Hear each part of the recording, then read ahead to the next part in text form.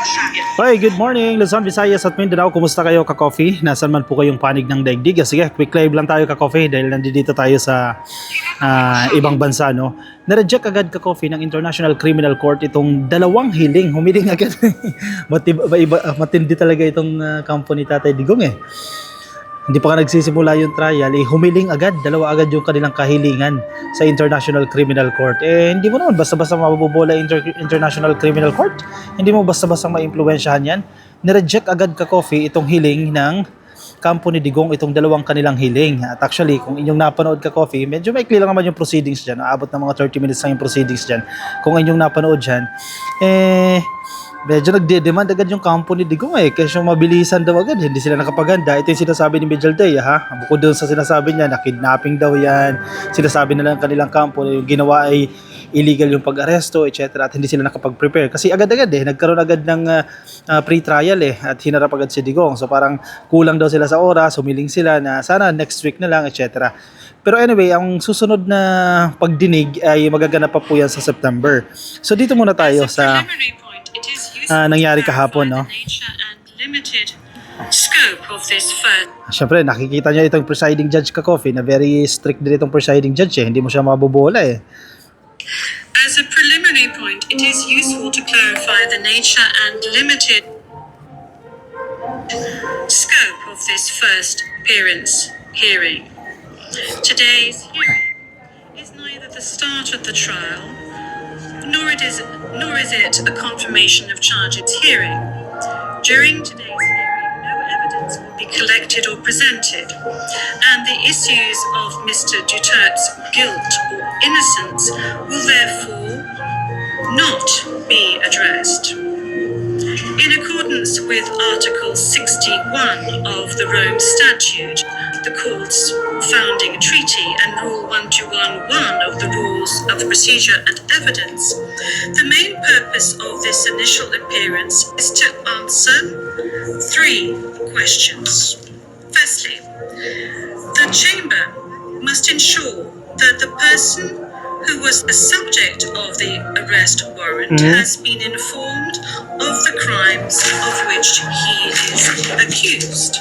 Second, the Chamber must ensure that this person has been informed of his rights as recognized by the Rome Statute. Third, the Chamber must set a date on which it intends to hold a confirmation of charges hearing. Okay, sige. Dito muna tayo.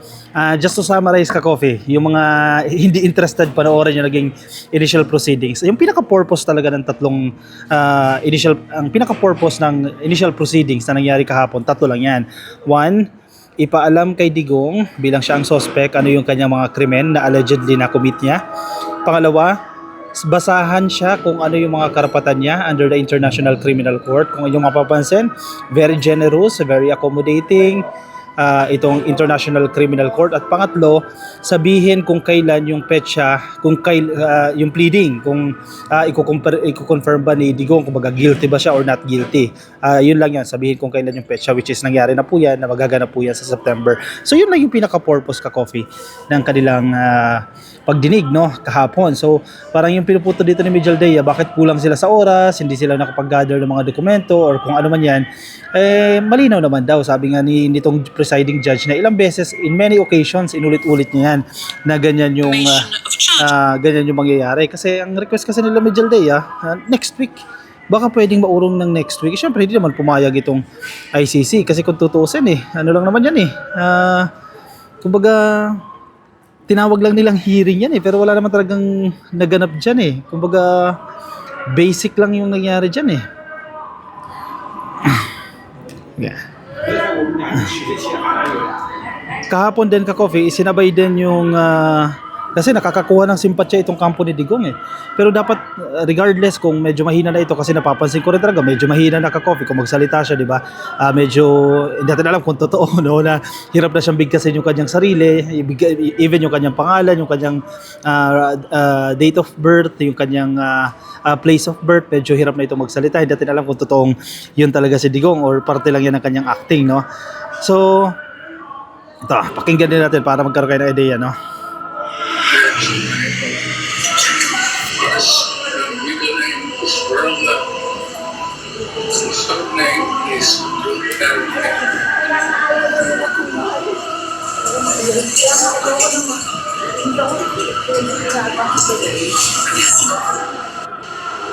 O, kung medyo papapansin, medyo nahihirapan na siya magsalita, no? Kaya nakakakuha ito ng simpatsya na bakit ginaganyan niya si bakit niya ginaganyan si Tatay Digong? Hirap na nga yan magsalita. Tapos nililitis niya pa sa ibang bansa. Yan yung mga argumento ng mga supporters ni Digong, no? So, pero taliwas naman yan sa mga biktima kasi ang pinupunto nga nila nung nasa Hong Kong ngayon, medyo malakas-lakas pa yung ka-coffee. Yes, sige, napagod sa biyahe pero sabi nga ni Sara Duterte, well rested na, nakapagpahinga na, pero bakit parang hindi mabigkas lang ng maayos na yung kanyang pangalan, ng kanyang date of birth and even yung place of birth. So kahapon din, hindi natin dapat kalimutan ka-coffee na may mga biktima, allegedly, itong si Digong, I think totoo naman. Ang mga biktima ng AJK, hindi naman kasi biro yung 30,000 na namatay, no? Pero kung yung mapapansin doon sa kaso, hindi naman yung 30,000 yun yung nirereklamo doon sa International Criminal Court. Parang ang narinig ko ron, mayroong 19 na mga drug suspect, 19 or 24 na mga drug suspect na natsugi sa ilalim po ng programa ni Digong. So kasabay kahapon, nagkaroon din po ng kumbaga mass viewing eh.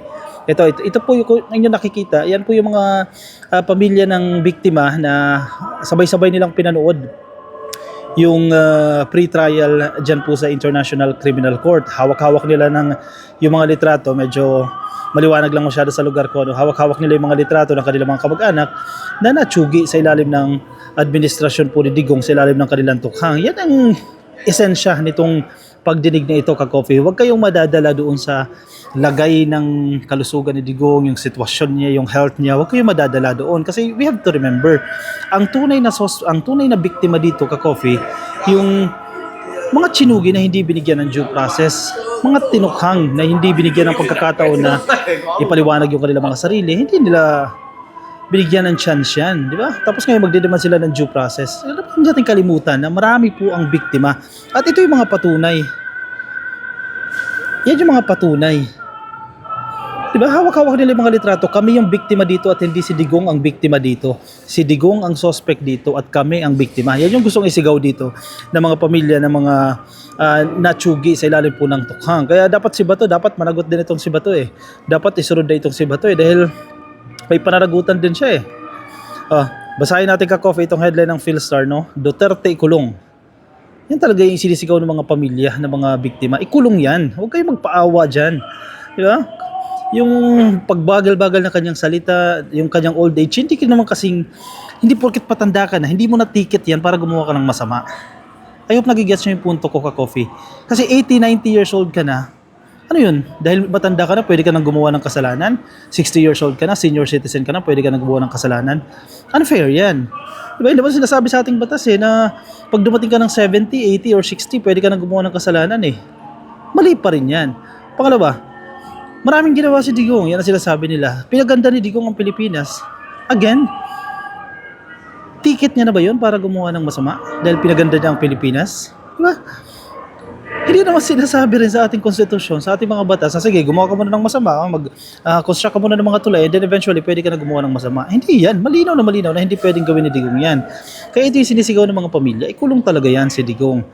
Families of EJK victims gathered and turned emotional at the National Council of Churches in the Philippines in Quezon City on Friday. Kahapon po yan as they watched the pre-trial of former President Rodrigo Duterte at the International Criminal Court. Actually, sampal ito, ka-coffee, sa kanilang kampo. Kaya dapat nakikita ni Digong yan eh. Ito yung mga biktima, nakahilera dyan. Yung pamilya ng mga biktima. Yung mga survivor. Dapat ganyan eh. Doon mangyayari din naman yan sa September, once na umusad na po yung pagdinig o pagharapin na po itong mga suspect at itong biktima, makikita ni Digong yan. Ganyan pala karami yung mga naging biktima ko. Diba? And hopefully may mga realizations din itong si Digong dahil as of the moment nasa kustodiya siya ng ICC. Syempre marami siyang oras diyan. Marami siyang time para magmuni-muni. Sana ma-realize niya yung mga ginawa niya. Di ba? The 79-year-old Davao politician is facing charges for crimes against humanity for his alleged involvement in the controversial war on drugs during his term from 2016 to 2022. During the pre-trial, Duterte joined via video link in consideration of his long trip to The Hague. Meanwhile, his former executive secretary and head of legal counsel, Salvador Medjaldea, said in the manifesto that the arrest of former chief executive is considered an extrajudicial rendition or kidnapping, adding that Duterte was denied all access to legal recourse. So, biktima naman sila dyan. Kinidnap naman daw si Digong. Hindi daw po naging tama yung pag-aresto sa kanya. Yan ay narrative nila. But again, ka-coffee, parte ito ng scheme, parte ito ng narrative. Gimmick nila yan para makakuha ng simpatsya. Huwag natin kakalimutan kung sino yung totoong biktima sa sitwasyon na yan, ka-coffee. So, ingat-ingat kayo, ka-coffee. Make sure na huwag kayong mabubudol dahil baka madala kayo sa mga drama-drama. Umipek na yan, ka-coffee, nung panahon nila eh. So, make sure na wag padala sa emosyon. And I think yung ICC very firm sila eh. Hindi kami nadadaan sa drama. By facts, by evidence, yun yung aming pinagbabatayan. Magbibigay sila ng judgment based doon sa mga ebidensya na ipipresenta ng both sides. Kasi very calm, ka-coffee. Kung napanood ninyo yung proceedings, sobrang kalmado lang, ka-coffee ng naging pagdinig. As compared sa Pilipinas, na grabe talaga, hyper na hyper ang mga Pilipino, no? Or yung scenario sa mga hukom, sa mga korte dito sa Pilipinas. Pero ang International Criminal Court, hindi ganyan, ka-coffee. And swerte ni Digong dahil syempre, due process ang ibibigay talaga sa kanya dyan. Kahit na yung kanya mga biktima dito sa Pilipinas ay hindi nabigyan ng due process, dyan naman sa ICC garantisado naman yan, tiyak na tiyak naman yung due process para sa kanya. So ang latest, ka-coffee, may bagong abogado sila, itong Kaufman.